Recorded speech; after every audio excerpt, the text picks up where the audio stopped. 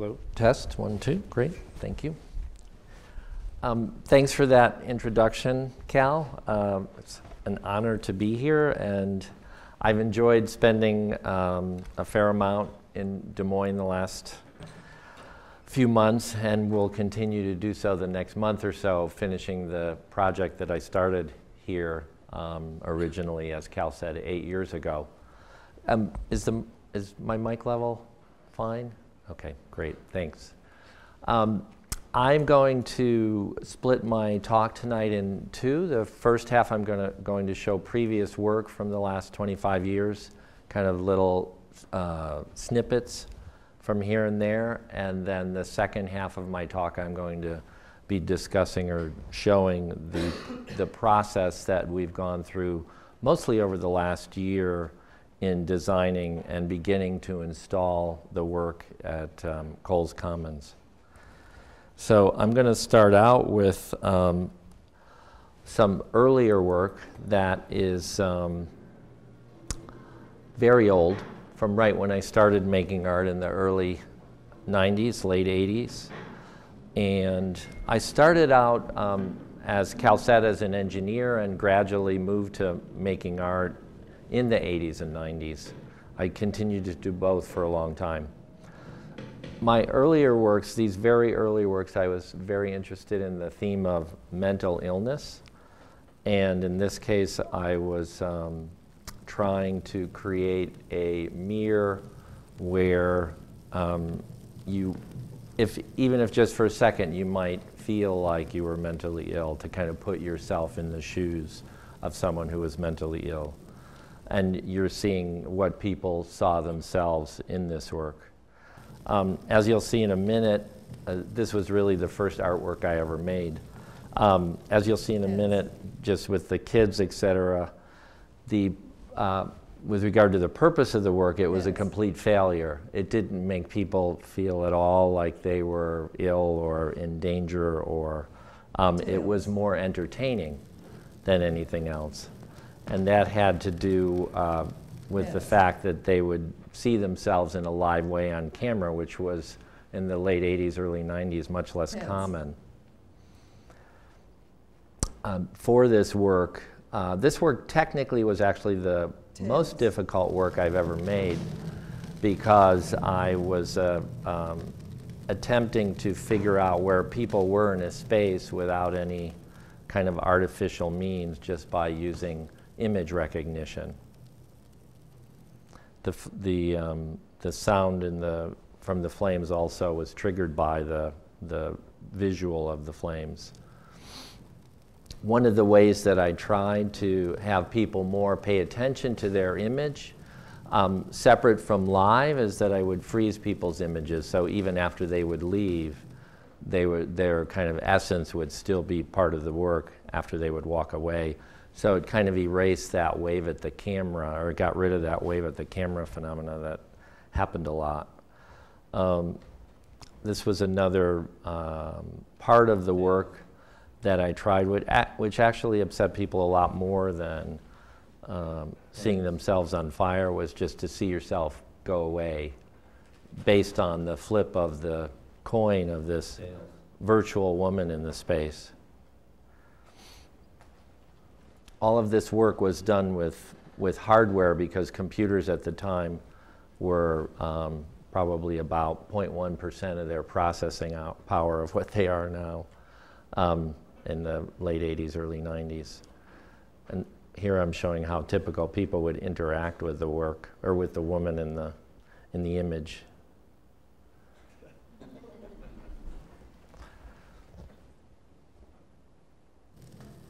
And another kind of example. I learned a lot from these early works, watching this kind of footage, as to how much time people would spend with kind of these psychological mirrors, is what I called them, and how they would respond to them.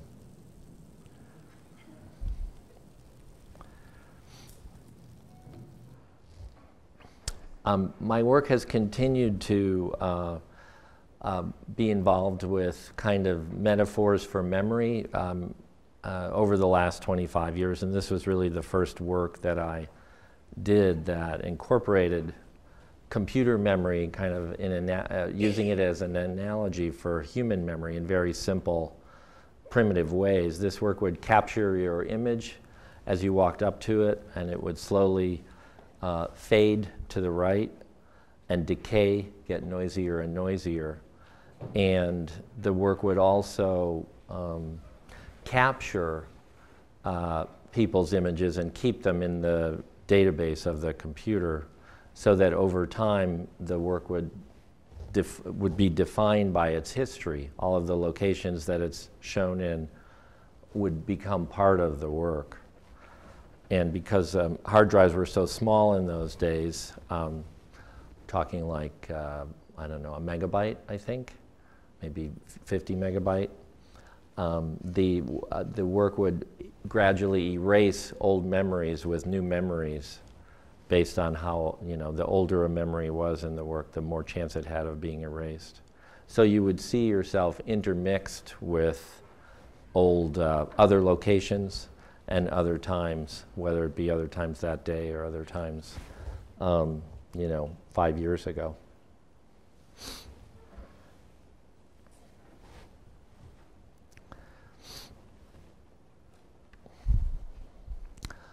The first public artwork I did was in a sports arena in Phoenix, Arizona, where the basketball team, the Suns, played at the time.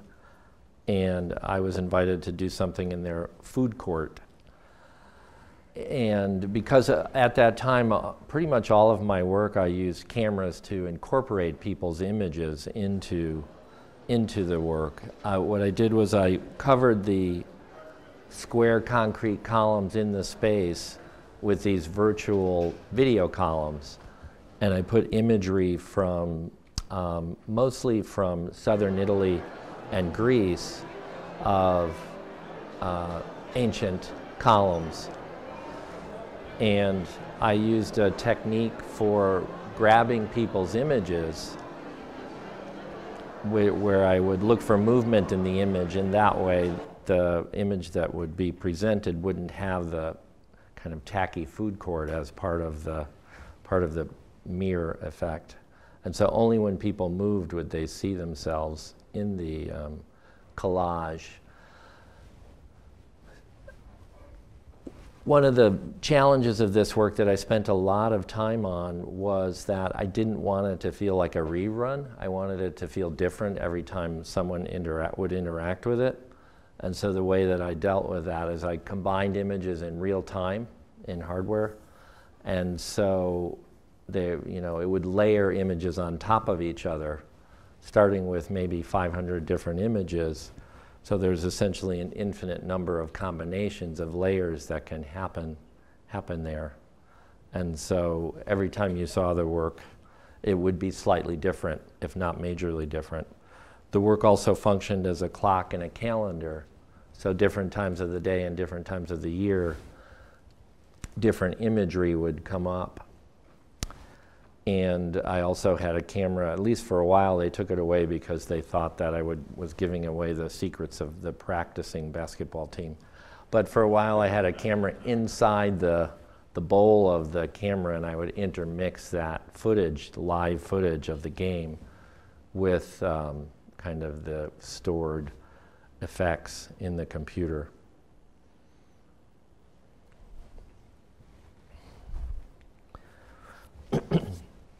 After working with interactivity for 5-6 years at this point, I started getting bored with what the notion of interactivity at the time was, which was basically that someone would walk up to something, and it would, whatever they were walking up to, it would give them what they expected it to give them, whether it would turn on, like a doorway in a market, or a sound would come on, and the interactivity at the time was very one-dimensional. So I created a series of works that responded inversely to your desire. So the closer you walked up to this glass cube with the statue of the Buddha inside, the more it would fog up in kind of a linear way. So the more that you wanted to see, then that's showing a camera above on the what the camera above on the ceiling is seeing. The more you wanted to see what was inside it, the less you saw. And I also lit the Buddha from the inside, so as the outside of the vitrine fogs up, the shadow of the statue is seen on the corners. So as you approach it, it kind of turns into its shadow, based on how much you're interested in seeing it.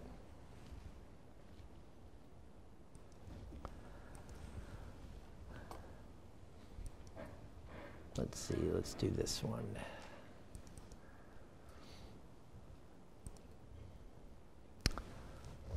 So skip ahead 3-4 years to around 1999.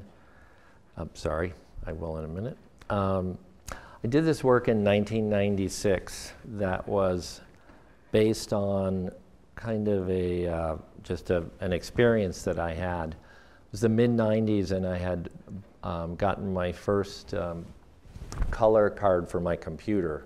And it was the first time I started seeing imagery on my computer that was as good as or better than video images. Up until that point, I'd used screens, as everybody did at the time, that were either amber or green, and they essentially had nothing to do with imagery. So once I got this computer card, within a few months of getting it, actually I think it was the first week, I woke up in the middle of the night with literally a cold sweat, and I pulled out my calculator, and I calculated how many images were possible to display on a digital screen.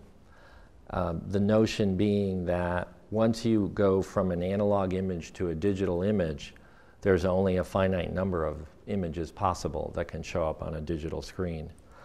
And being the nerd that I was and am, it kind of freaked me out, this notion that the representation process that I was working with was finite, and I could actually say that only a certain number of images could show up. So I created this kind of silly work, though it's kind of a truthful work. It just would take billions of years before any real image would show up on it, that generates all possible images.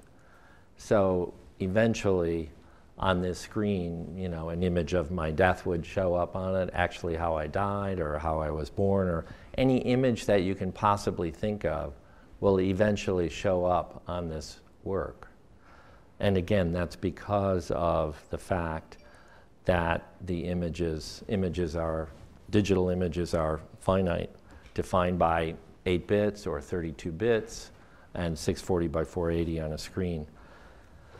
So it started me thinking on about what the difference is between what's inside a computer and what's in the real world, and how information goes from, sorry, this is a little technical, but I'm sure some people understand it, and it kind of is important in terms of the next 15 years of work that I did after this. So as information goes from the analog world into the digital world, whether it's a photograph or a sound or whatever, things are lost. Information is lost. And the process itself of going from analog to digital and digital to analog, not only are things lost, but they're actually transformed in that process. So once I had kind of come to this notion that that images are finite on a digital screen, I didn't really want to do digital images anymore because I didn't want to work with a medium that I thought was finite. So I started thinking of how I could work with digital, but also in the realm of the kind of physical world. This is a famous image of Abraham Lincoln done in the early 70s at Bell Labs. It's one of the first kind of pixelated images. And I'm showing the same information 2 different ways with this image, just to kind of present the notion of how important it is of how digital data is presented. One way was filtered one way as a series of squares, and the other way was filtered as a Gaussian filter in Photoshop. So I started making works in low resolution with originally as an experiment, the kind of question being, can things be presented in low resolution that have any emotional content? And I've been doing that probably unfortunately for the last 15 years. I've been looking at low resolution imagery and what can be presented in that medium. And here I'm just showing how filtering an image completely changes your perception of it, the mediation kind of this filtering screen. What happens there is that your brain is paying attention to the flashing lights. And when you eliminate the flashing lights by filtering them, your brain can actually focus more on the image itself. This is also very early work in this area, which is called Fight. It's a boxing match, and it only uses 88 pixels. It takes, when people see it, it's a little hard to represent on a video screen, but when people see it, it takes some people 5 to 10 minutes to actually figure out what it is that they're looking at. But eventually they usually do. And once they do, then from that point on, you know what it is that you're looking at. It's almost like you learn how to look at it by looking at it. It's a process that takes place. This is a close-up of it. One of the things with these works that I've been doing in low resolution, which will be true of the work in Cowles Commons, is that it will change its readability depending on your distance from it. And typically the opposite of what you would expect. The further away you are, the easier it will be to read the imagery. And here I show how abstract it becomes just by looking at the flashing lights behind. So again, it was a way of kind of mediating that. Continuing to explore filtering, this is a piece of plexiglass put in front of a 800 pixel LED panel where the plexiglass itself is set on an angle so that it's a diffusing plexiglass, I should say. It's set on an angle, and so on the left side, the plexiglass is actually touching the LEDs, touching the image. And on the right side, it's 7 inches away. So the further away the diffusion is, the screen is, the more it diffuses. So it essentially is showing a representation of these people, in this case in cars, moving back and forth between a digital representation and an analog representation, all within the same image. And if you see the image in real life, it kind of feels to your brain like there's a point, there's a snap point where all of a sudden it goes from digital to analog. This is a very early work that I'm just demonstrating how important movement is in understanding low resolution. I found this was the very first low resolution work I made, and I found that after taking about 500 pictures of it, maybe only 1 or 2 of those would actually present anything that looked like a figure, even though when the figure is actually moving, you can tell it's a running figure. And that is something that I've worked with a lot since then, that this notion that the image is defined by its movement, and if you stop the movement, you can no longer perceive what it is that you're looking at. This is one from a series of 6 works that I did of disabled people walking and their gait. And if you look closely, you can actually see the crutches of this person, even though they're kind of outside the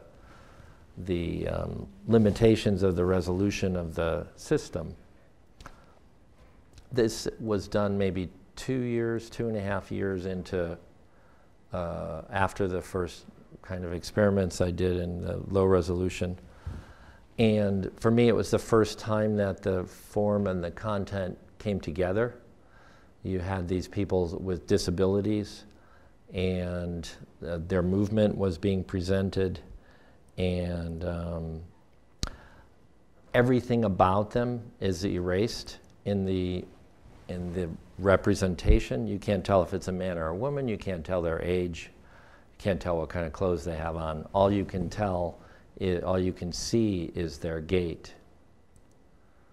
And so it was a way of kind of isolating. I used the medium, a characteristic of the medium, to isolate the movement of the figures.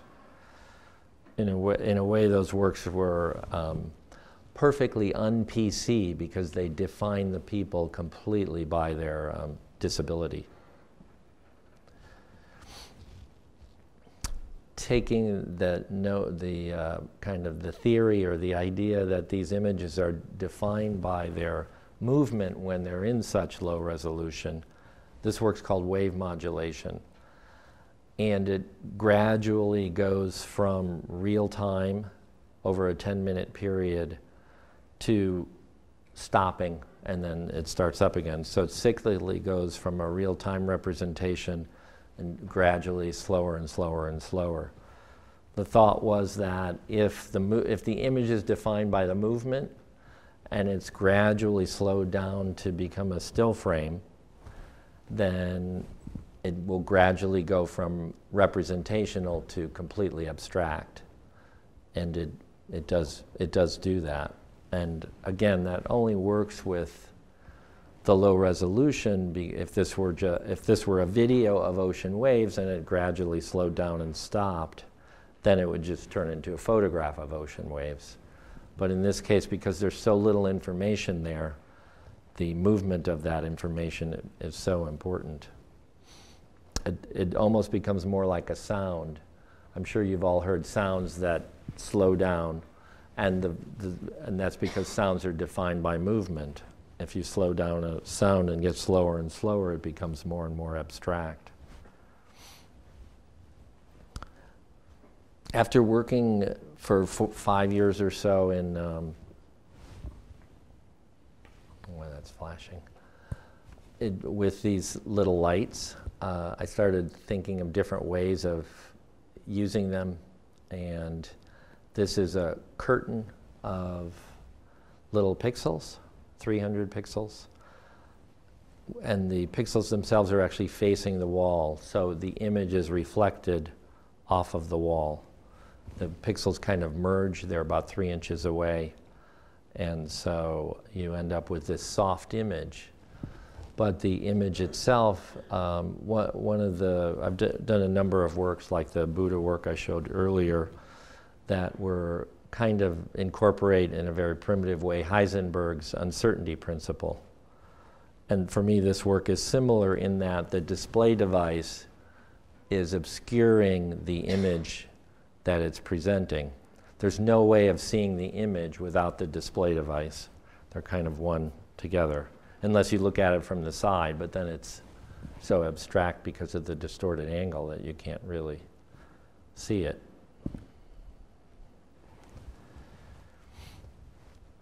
And for this series of works, I've almost exclusively used found home movies from eBay,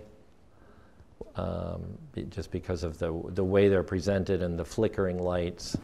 Home movies seemed like a good way to go with, good direction to go in for that series. I've always been interested in, or I should say since I started this series, in what I call primal vision. And what I mean by that, let me pause this for a moment, is that when you look at an image that's very low resolution, all of the details are gone from the image. And because of that, when you look at that image, the way that your brain normally has a lot of analysis that it does on an image. It's looking for edges, it's looking for a lot of small details to figure it out. By eliminating all of those details, I think that the kind of perception process becomes much more simple and more primal. And that fits in with peripheral vision and movement. So I took the technology of the curtain and I created this work where I was trying to, create an image where you are actually looking at peripheral vision. So it's very high resolution on the left. I think there's 50 pixels vertically, and very low resolution on the right. How many are there? Six or seven pixels on the right. So the image itself is kind of presenting a representation of peripheral vision. And it's out the side of a car because for me that's kind of where peripheral vision is most observed because of how fast cars go and how things are whizzing by you, and because peripheral vision is about movement. It just seemed like the right topic or the right content for this work.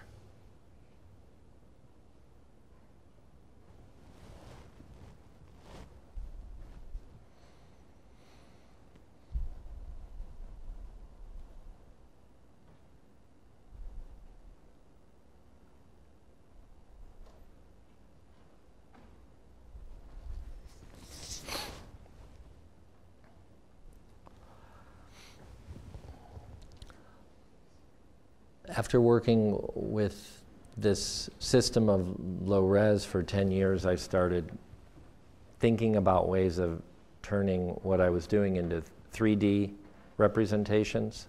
Sorry, 3D sculptural representations of two-dimensional images.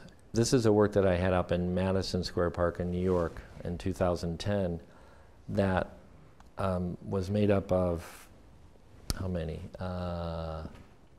1,400, I think, suspended light bulbs, each suspended at a different height to create a two-dimensional image of, in this case, I used footage from Grand Central Station. So you can see it's these suspended light bulbs that actually have a depth to them. So this work was 16 feet deep, and the way that it was created is, and about 50 feet wide, just to give you a scale there, and about 16 feet high. The way that it was created was I started with an XY grid, a perfect kind of grid, and then I stretched in the Z dimension randomly. And so that's what you're seeing here. I was concerned before we installed the work that when it was windy, that the imagery might not be comprehensible, but as it turned out, it was kind of more interesting when it was windy.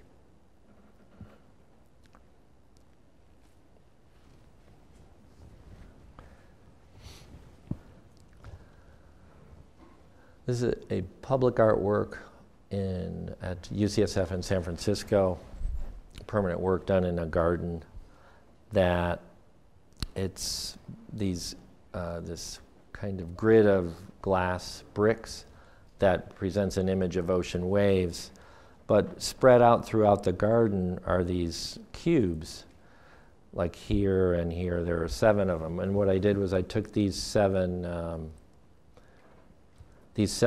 central cubes and kind of conceptually plucked them out of the work and then spread them across the garden. So they're connected in real time to the imagery that's there. So when a wave crashes in the work, pretty much this whole 50-foot garden has some movement to it because there are these 7 cubes spread out throughout the garden. So when you're looking at one of these cubes, which I think contains only 16 pixels, it's not as though you see an image, but you definitely see the rhythm of the image in these cubes. And in particular, when you see more than one, for example, using your peripheral vision, then it's more of a felt experience than just this one simple central screen.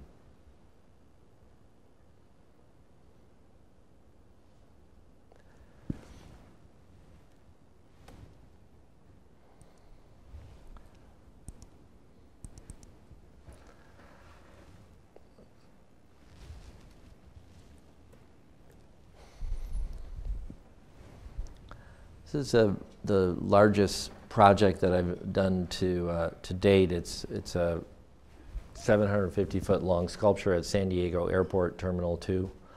And it is a series of suspended ribbons that are above the viewers' heads or the pedestrians' heads as they're walking to their gates or from their gates. And the imagery on the ribbon are swimmers. So you have these swimmers swimming above your heads, above the people's heads. This was a incredible challenge.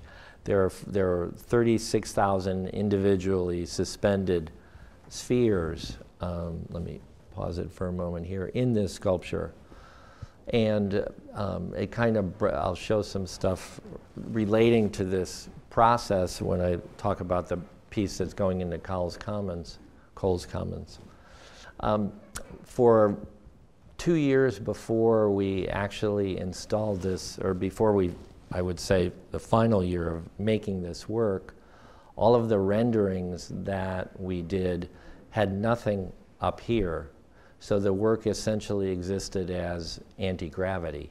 And we, as a public artist without an architecture background, that unfortunately, or fortunately, I don't know, tends to be, historically anyway, how we have created works, not necessarily taking into consideration the details of the final structure of how something will be supported.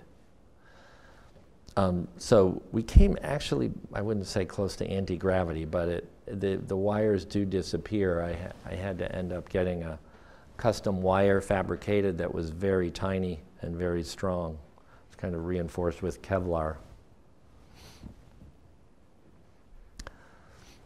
I had the opportunity to put imagery on this building in Hong Kong, and it was shortly after the San Diego project, and it seemed like the swimmers were a perfect fit for these long channels also. So this is a work that was up for a couple months in Hong Kong. Needless to say, the display on the building already existed and was typically used for advertisements. And they had chosen to allow some artists to start exploring what might be possible with this 1,000-foot building. One of the things that amazed me most about this project, and I actually learned a lot in terms of the technology and perception, was that when you look at this building from here, from back here,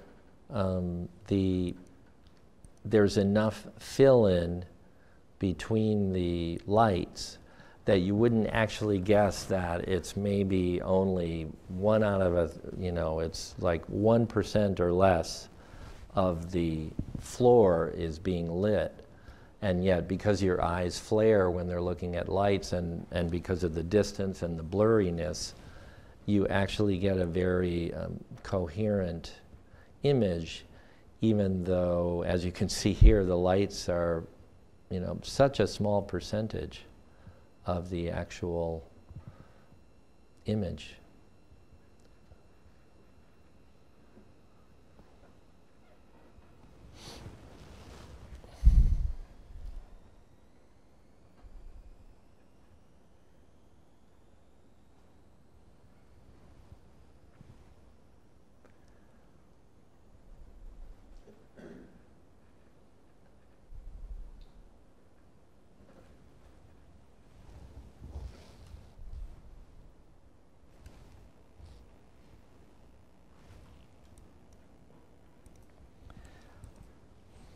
One more public art project that I'm doing that is in progress before I talk about the one at Cowles Commons. They're building a new skyscraper in San Francisco, believe it or not. It's, what is it, 70 stories high. And somehow, I guess, earthquake technology has gotten better. We haven't completely understood that part of the project, but they are building it, and they're actually building one in Los Angeles also.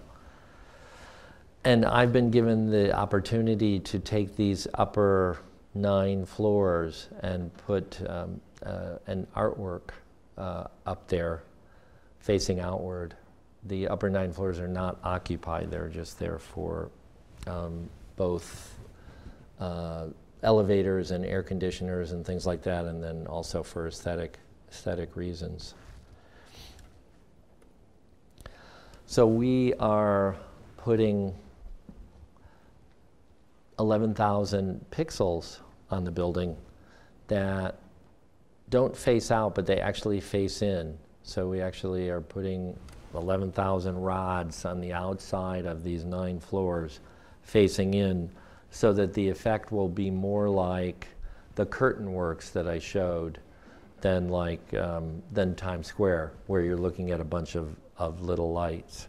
I'm much more interested in soft imagery, or in showing a relationship between soft imagery and harsh kind of LED-based light screens. So anyway, these were just some mock-ups or some renderings that we did to show what it would look like with different imagery up on the building.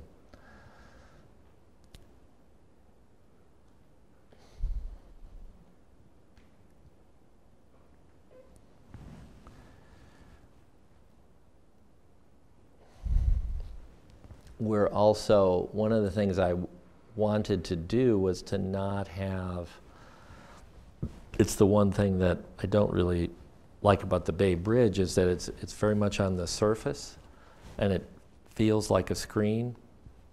So one of the things that I wanted to do here was to also incorporate the building itself. And so we're doing another lighting system inside that actually lights the structure. I immediately, pretty much my whole studio fell in love with the inside structure of these upper 9 floors. And so the thought was to light them. At first we thought the architect would hate that, because he had told us many times that the skin, which is perforated aluminum, was there to essentially hide what was going on inside.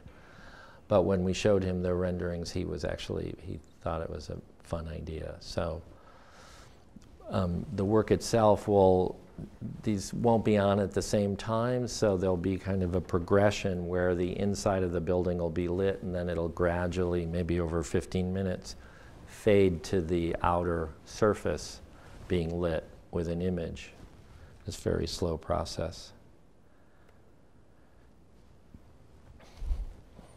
This project artistically, I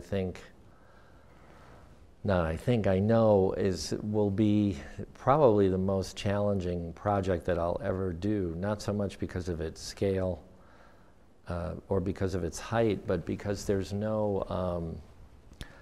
really any prior art, or there's not really any examples of a moving image work that you don't get close to, that is now part of a neighborhood, is not part of a community, it's part of a skyline, and it's just this kind of abstract thing that only architects normally think about.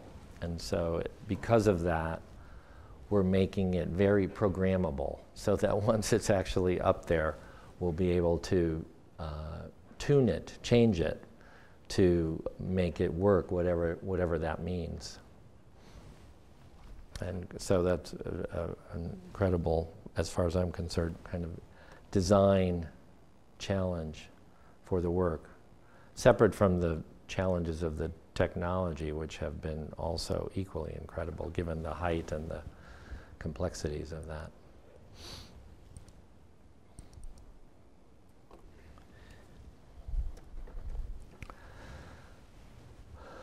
So this was Nolan Plaza in the Civic Center in Des Moines, as it was before it turned into Cowles Commons.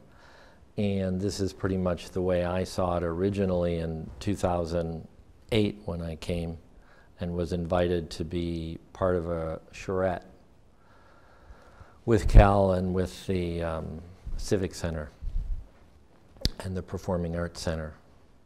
And I assume people from Capitol Square were there also.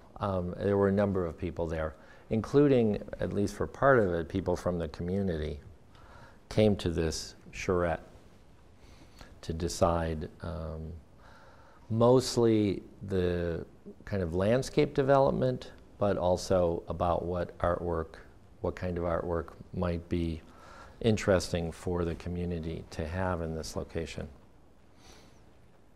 Another view of it, taken from Google. I guess Google hasn't updated it in a while. One of the things about this site that has been kind of kept, though changed quite a bit, is this dividing the site into two parts. The grove of trees on one side and in this case, the fountain on the other side.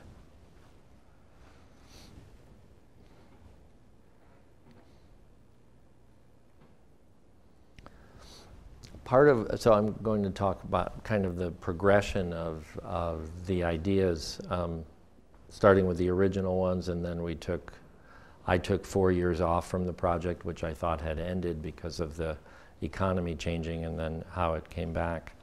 So the biggest comment that I recall, and it must have been because it's the direction that I went in, that we got from people who lived in the area was that they wanted a bathroom in the commons that didn't exist there. And so I kind of took it on myself as a challenge to create an artwork that was a bathroom.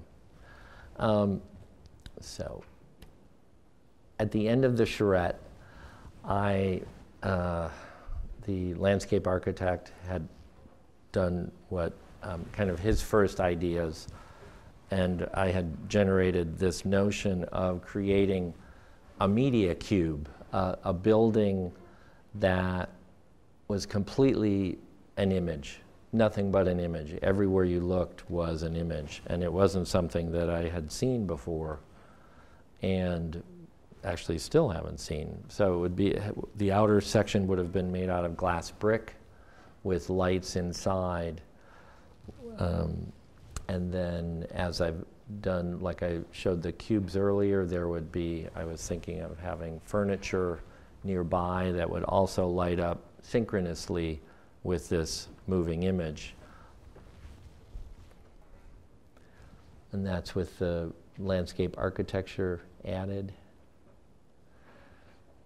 By the way, I don't think anybody really liked this idea but me. I mean, just by definition, the notion of creating a artwork that is a bathroom, I mean, I had a hard time with it at first, but then I started getting into it. So, I was adding, I think, interesting things. So there would be part of the bathroom that would be embedded, part of the media cube that would be embedded into the sidewalk, again, tied in real time to the imagery. And then I got bored with the shape, and at the risk of insulting Des Moinesians, I am a Midwesterner also, and actually I grew up near a cornfield in Des Moines. I thought it would be a nice complement to the umbrella, kind of to the non-functioning umbrella, to put a barn there, and kind of the absurdity of it I really liked, using the same notion that the entire structure from the outside would be lit up from the inside with an image, a moving image. And it would also be a bathroom. So this one was hated for two reasons. It was an insulting barn, and it was who wants a bathroom that's a public artwork. So I guess fortunately the project ended at that point, and because of the economy. And I got a call 4 years later. Actually, I don't know how many years. 3 years later, maybe. That the project was happening again, And this was the status of the project, essentially, from Ken Smith, the landscape architect. The umbrella stayed. Probably most people don't know what this angle means, but the angle, I should let somebody else here probably say what it means, but the angle is actually the true, on the true coordinates, the true north-south coordinates, both of the edge of the building across the street and this angle. So north is here.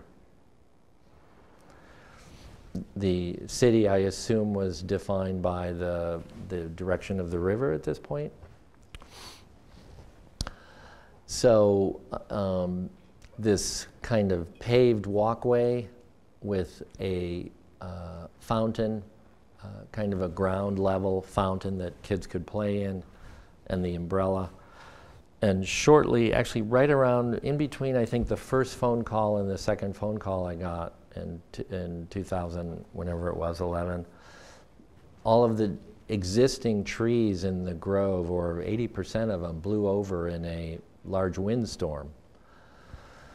And I guess in some ways, maybe, I don't know, I haven't talked to Ken Smith about it, maybe it was a blessing because it allowed Ken to kind of start from scratch and completely redesign this grove area.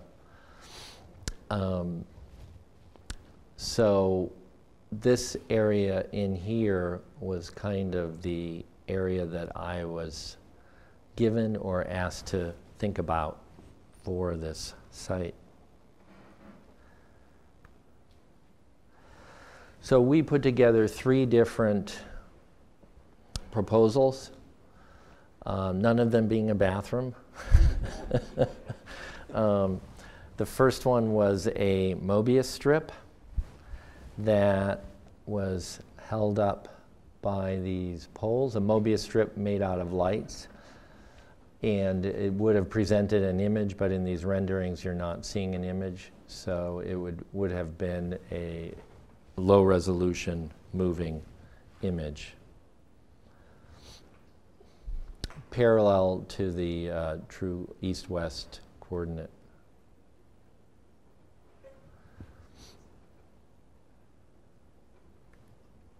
The second proposal was, again, I don't normally do absurd things, but being next to the Oldenburg, I had to try to do something that was.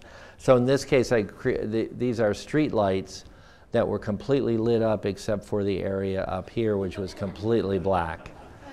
And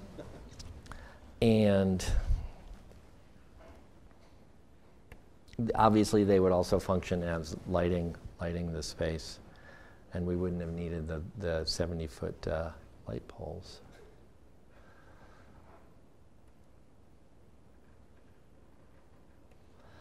And the third was this covered walkway that pretty much spanned the whole, I think this was probably 200 feet long at the time, which was the original Mobius strip was also. That kind of takes from the work that I showed from Madison Square Park.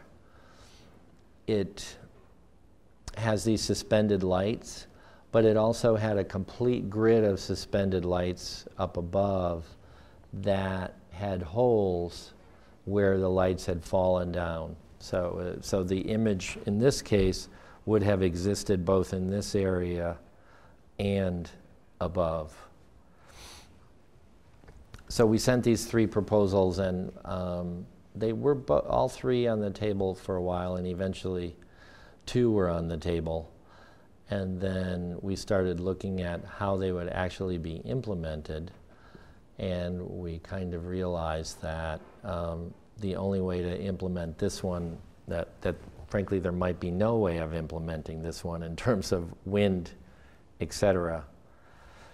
So we did come up with some schemes like this triangulation scheme where the free suspended lights would have more support. But pretty much the reason the work was an interesting work in Madison Square Park was because of its fragility and because of its temporariness. In fact, over the 6 months that it was up, we broke 600 light bulbs.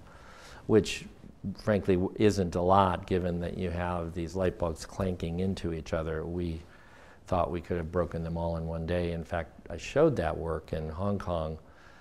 We installed it 3 days before a hurricane, and the work was completely destroyed in the hurricane. But anyway, this seemed unfeasible, so we ended up going with this work. And one of the challenges for me, if you noticed all of the previous work that you saw, is that I'm not a sculptor. I work with light and images. And so this was a new challenge that I was kind of taking on, which was this thing has to function as a sculpture during the day and as a light sculpture at night. I didn't want it to simply be a container for a light sculpture during the day that was clearly only that. This was our first draft, and it was very clear that there was something wrong, and what we kind of finally realized was that, it wasn't that hard to realize, but it was hard to come up with a final solution, was that this felt too much like these poles were simply there to hold up the actual sculpture, and that the poles had no function as part of the sculpture. So we took the kind of last step we took before we locked into the final design was to bring the shape that the sculpture was, that the upper part of these 18 ellipses were creating, and continue that shape in the uprights. And that's what we ended up with. So what you're seeing here is 18 ellipses that are all on slightly different planes and kind of distorted in such a way as that from the, let me move forward a bit. So that from down here, from what I call the front of the work, let me backtrack a bit. So there are lights on the inside of the sculpture and lights on the outside of the sculpture. The lights on the inside are color and soft, and the lights on the outside are small, white, sharp pixels. And so as things move around the sculpture, figures are what I'm thinking now, you'll see them from behind here, and you'll see them from the front here, and then they'll actually wrap around. It's a very hard shape to kind of grasp, even when you're walking around it, because it looks kind of almost like it's a series of circles from here, but when you see it from the side, they're very compressed and rotated. So this was the end result.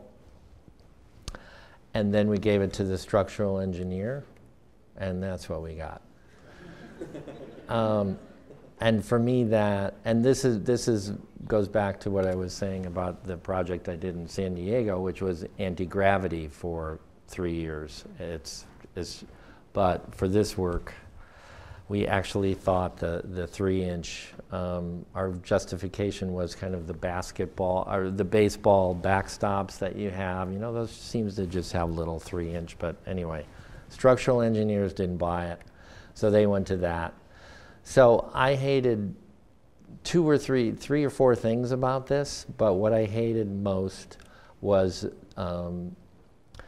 this upper ring, because what it really did for me is all of a sudden it took this, as I was talking about a minute ago, it made this more the sculpture.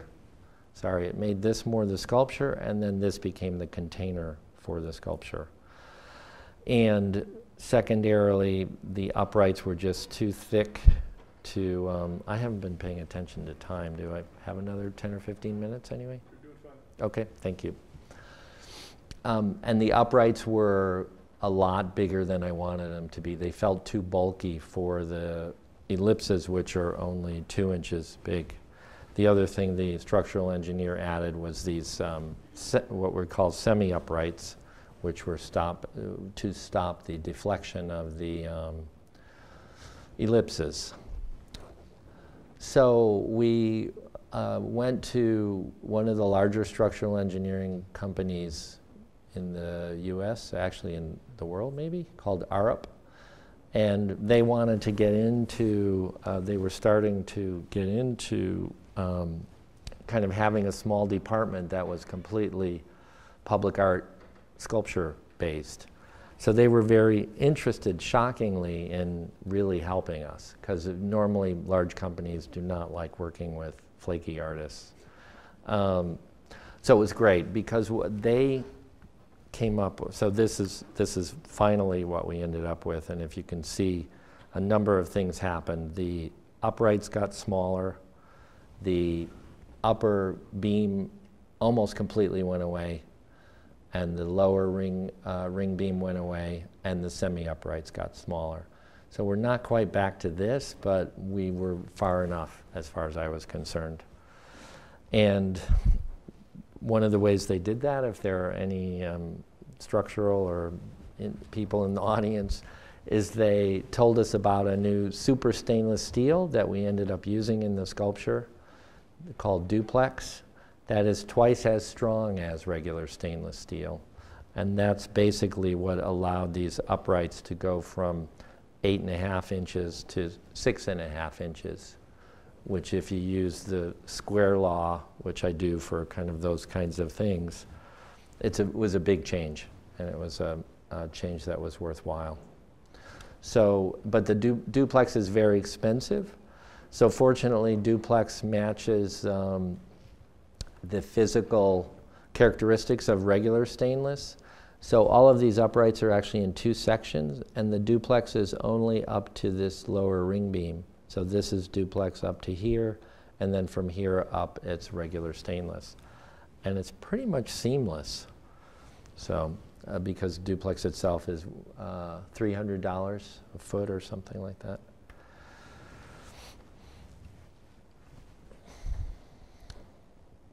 So it was kind of assumed that the sculpture would be here. I started thinking that it reminded me too much of, I think it's an outdated term, but plop art, meaning that it was designed for anywhere and it could just be set there. And so we did a number of studies that looked at the sculpture kind of as is, in different orientations, lined up with the umbrella, lined up with the river, halfway in, halfway out, on a completely different side, lined up with the fountain. I think that's the one that lines up with the umbrella. And then my favorite, which definitely got shot down, was the one that actually put it right in the middle of the trees. It didn't really get shot down. It was just that we found a solution that we all liked better. And that was to kind of put it right on the transition point between the 2 parts of the plaza. And so it exists right here. So the back of it, the large screen, will be, right now the trees are only 6 feet high or something, but when the trees grow, the back of it will be kind of embedded in the trees. So from here, you'll be looking at it through the trees, as you can see in the renderings. Do we actually have trees growing up in the middle of it in this? Yeah, I don't think that would have worked. So that's where it ends up. And this is pretty much what it looks like. And again, there'll be 2 images. There'll be a color image here and a black and white image here.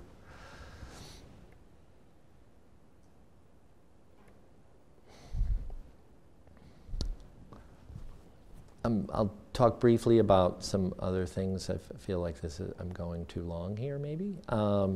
So we had its location, we had its shape, and we needed to figure out how the pixels would be embedded in it. So we came up with a number of different ways, using channel, using tube, where we would drill holes in the tube and fit the pixels in there. This being the color side, the more softer, and that being the back side, or sorry, this being the inside, the softer, and that being the outside, the harder. So we did a number of studies using different shapes for the pixels to see where the imagery would be seen and where it would be kind of eclipsed by the container of the pixels. Try to triangle. So we finally ended up with a scheme that was actually originally suggested by the fabricators, I think because it made their job a lot easier, which was use channel, don't use tube, and simply cover the channel with diffusing plexiglass, and the pixels would be inside the channel. And I like this a lot because it allowed me to choose a diffusing material that was of my liking, that would completely eliminate the visibility of the pixel inside. Then we had to design the pixel itself and its container it needed to be waterproof, so it's potted in polyurethane with Teflon wires that never leak water. We threw a pixel in a bucket and froze the bucket and made sure that they survived the worst case, which is water building up in the channel and then freezing, and it actually completely survived. Checked it for UV, checked the plexiglass that we were using for how much UV it would filter out, and that's what it looks like. This is actually a prototype in the studio, so it's aluminum, and that's what it looks like lit. And that's the back side with the sharp pixel. And that is what the prototype in the studio looked like. One thing that we didn't know how much it would be there, which I liked a lot, was that when you're looking at it from the back, you actually see the bottom of the plexiglass light up.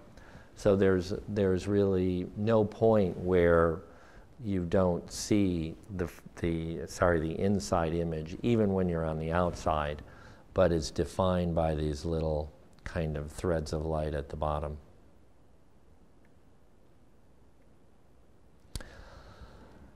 And the last thing is that just recently I added, just because it's kind of one of my signatures, and I also thought it would be nice for I don't know, it might make people contemplate the system and the imagery a little more, is that there'll be a single pixel embedded in the pavers that will be tied in real time to the image above. So as the runners go by or as the clouds go by, this single pixel in the pavers will actually modulate, just like the pixel above it if it had kind of fallen down. I'm still shocked they did that as a single step, but they dropped the ellipse, the lower ellipse, into the structure. And that's where we're at right now, and we can't do much because it's been raining a lot. Just to show you a little bit of the kind of ways of pre-visualizing what imagery will look like. First it's blurred, and then it's kind of Venetian blinded. And that's it. So hopefully there are some questions.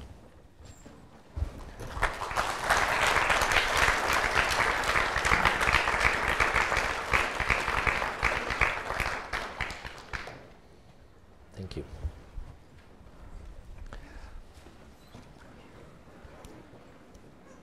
Question?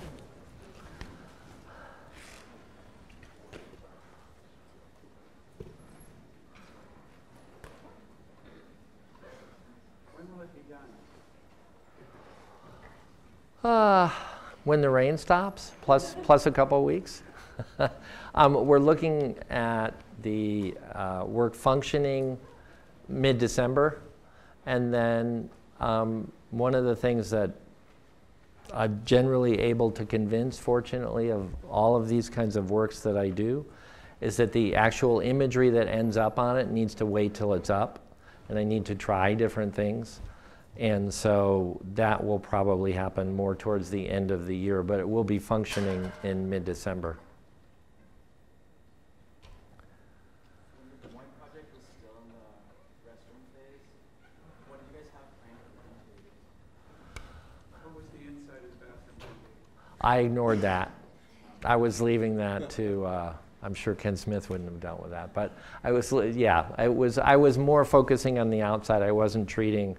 It was already borderline budget-wise in terms of the art, and the thought was that the inside wouldn't come out of the art budget, that it would come out of the bathroom budget. I have a question. Yeah. Are you imagining this imagery to change in 20 years or even in 5? That is, can it be changed? Would you like it to be fashioned along the way in different ways? It's an unanswerable and very good question. The answer is that if depending on my mood, I might say that it's more like a painting, so you wouldn't ask a painting to change, but that's not actually what I believe. The way that I approach that is that, for example, I have a work at San Diego Airport. For the first 9 months, it was one image, and then I changed that image out to a second image, and I kind of have a commitment with them so that they'll have 3 or 4 different images that can be rotated.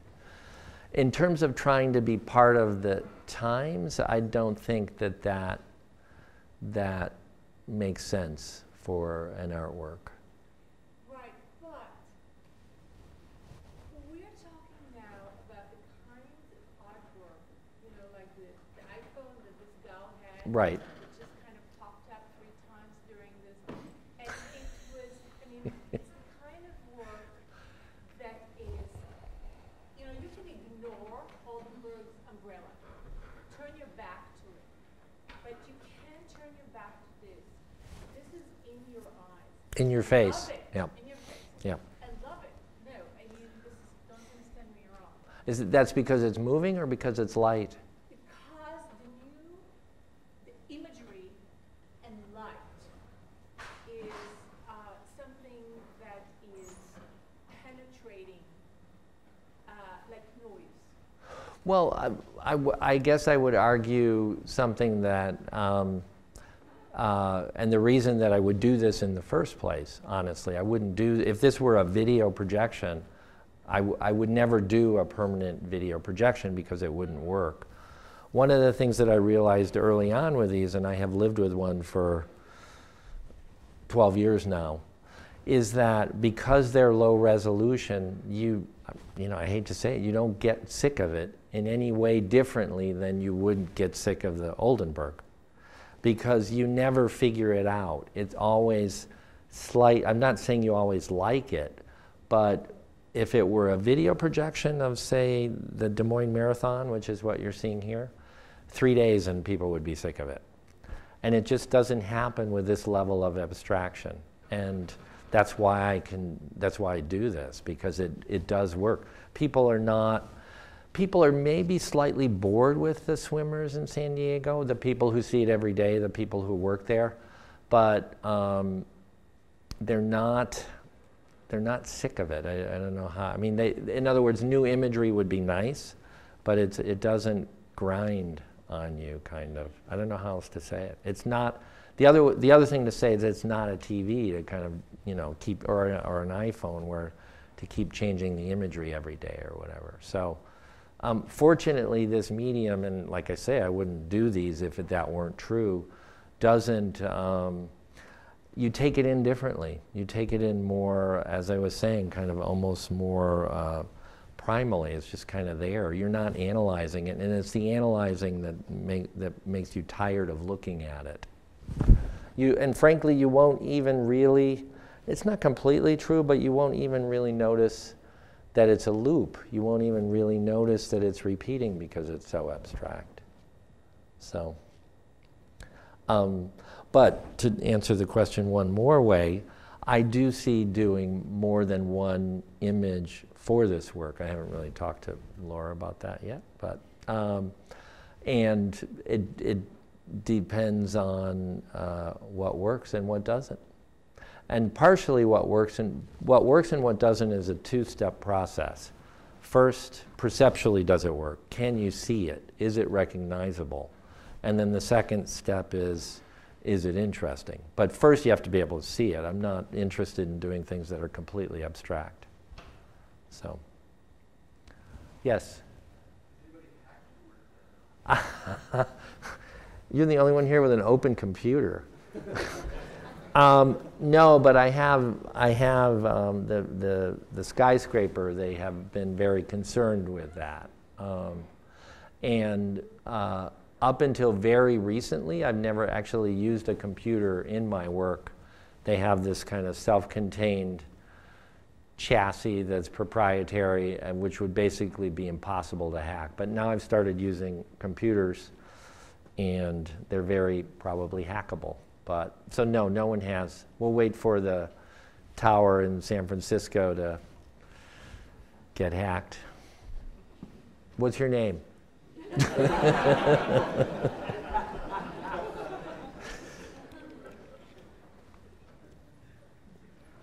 Couple more questions? Yeah. Did you have one? No.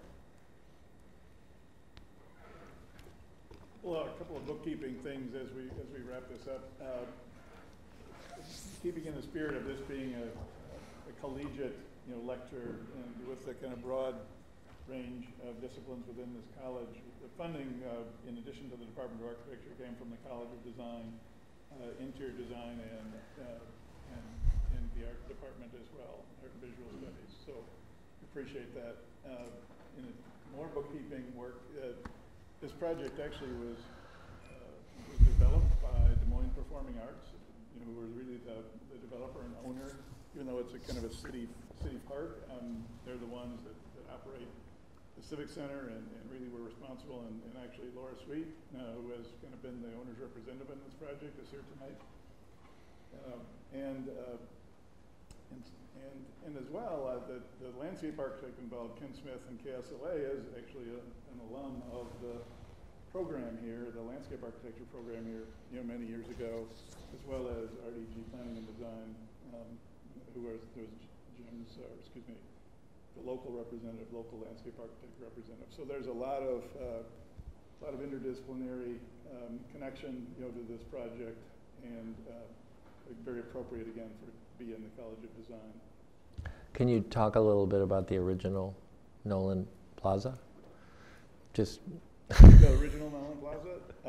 Well, Sasaki Associates actually was a landscape architect involved in that, and Claus Oldenburg was brought in the whole development of why there is a park, why there is a city park in downtown Des Moines was through I.M. Pei kind of coming into town, the famous architect one time with when he was working on the Des Moines Arts Center, saying, where's your town square? Where's the middle of your city? Where's the kind of identity place of your city? And because of that, when the Civic Center was originally developed, Nolan Plaza was developed, in